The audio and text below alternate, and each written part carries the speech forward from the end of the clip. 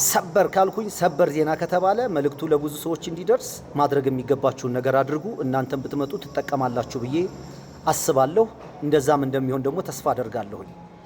ምንድነው ሰሞኑን የኔ የነበረኝ ብሮድካስት ላይ 3 ያነሳኋቸው ነገሮች አሉ። ስለ ማንነትና ምንነት፣ አንድ ሰው ሲወለድ ሙስሊም ነው ወይስ ሙስሊም አይደለም፣ እንዴት ሊሆን ይችላል የሚል ከኔ ጋር ማንኛውም ሰው እንዲወያይ ጥያቄ አቅርቤ ነበረ። ለዚህ ጥያቄ ደግሞ ታውቃላችሁ ሙስሊሞች ለመወያየት ችግር ስለሌለባቸው ፈጣን ምላሽ መልሷል ኡስታዝ ዋሂድ ጋር 40 ደቂቃ የሚሆን ተወያይተናል። ውይይቱ ግን ለሌሎች ሰዎች ደግሞ እንዲጠቅም በላይቭ መሆን አለበት ብዬ ስላሰብኩኝ ኢንሻአላህ ዛሬ 2 ሰዓት ወይም 3 ሰዓት ጋር ከተጋነነ በሆነ አጋጣሚ ኡስታዝ ካልተመቸው ግን ነገ ማታ 2 ሰዓት ላይ በእርግጠኝነት ይሆናል ኢንሻአላህ። በእነዚህ ጉዳዮች ላይ እናወራለን።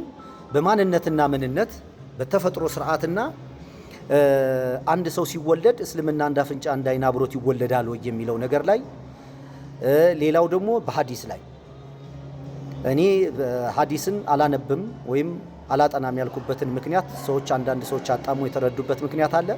እኔም እዛ ክሊር የሆነ ሜሴጅ አስተላልፋለሁኝ። በእነዚህ 3 ጉዳዮች ላይ ነው የተለያየ ትምህርት በተለያየ አካባቢዎች ይሰጣል አይሰጥም የሚለውንም በእነዚህ 3 መሰረታዊ ነገሮች ላይ ከኡስታዝ ዋሂድና ከሌሎች ወንድም እህቶች ጋር ውይይቱን ያረናል። በኔ ቤት እስቲ ላይቭ ልክፈት፣ በኔ ቤት እስቲ ሽር ጉድ ይበሉ። አንድ ነገር ግን ማመስገን የምፈልገው ነገር ምን ነው ታውቃላችሁ? የሙስሊም ስለ ንቦና ይገርመኛል።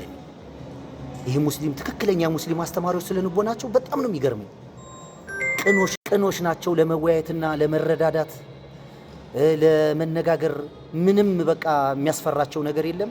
በሚያውቁት ነገር ላይ ሰዎችን ለማገዝ ለመርዳት የሚሄዱበት መንገድ ልቤን ደስ ነው የሚለው። በቃ በዛ ላይ ደግሞ መጠየቅ ለምን ጠየቅ ብሎ የሚኮንነ የሚያሳቀቀህ ጥንብር ቁስህን የሚያወጣ ደግሞ ሙስሊም የለም።